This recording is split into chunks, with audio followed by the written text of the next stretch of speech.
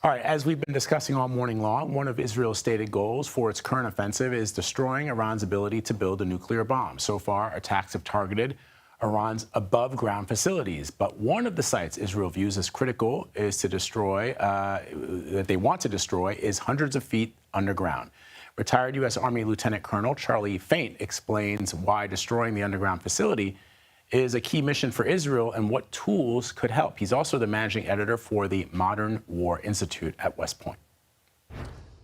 Fordo is part of a handful of sensitive sites that are essential for Iran's nuclear program. As you can see on this map, there are several represented here. South of Tehran, the capital, Fordo is the largest and most important one, and the one that we're going to discuss here briefly. Many of the other sites have already been successfully attacked by Israeli forces, but Fordo has not. One of the reasons for this is that, as you see in this build, that Fordo is heavily protected. It is deep in the mountains, hundreds of feet underground, where it is very hard to get after this sensitive site.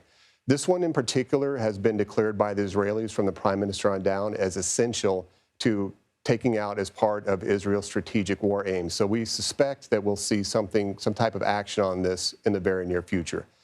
One form that this action may take is in the form of this, which is the Massive Ordnance Penetrator GBU-57. As you can see from this slide, this is a massive weapon.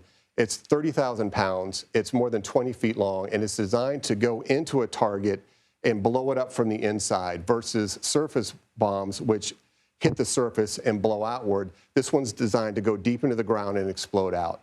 So for purposes of comparison, a standard penetrator bomb in what we call the bunker buster family might be either 2,000 pounds or 5,000 pounds. This one is 30,000 pounds. So it is so big, there's only one platform in the world that we know of that can launch it, and that's the U.S. B-2 bomber. So right now, we don't know if that is going to be used against the Fordo target, or if some other means might be to secure it. For example, they might use drones, might send a force in on the ground, or they might decide that it's already been neutralized enough that they don't need to go in to do anything about it. However, if they do go in to do something about it, it might look something like this. A site as secure and as important as Fordo might require multiple hits. So what might happen in a GBU use against this specific hard target is one bomb might go in, like you saw just now, to pave the way for a second bomb to go in to destroy it. So one GBU would hit, clear the way. A second GBU would go in and seal off that and make sure that target was no longer a threat.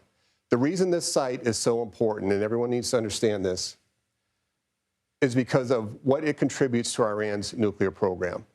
For use in a civilian function like a nuclear reactor, you want uranium that's refined to about 5%. Anytime you get above 60%, you start looking at highly sophisticated refinement processes that can be used for a lot of nuclear weapons. So we've known for years that Iran had the ability to refine to 60%. There are recent reports that they're going over 80%, and it's a short jump from 80, 60%, all the way up to 90, which is what we consider weapons grade.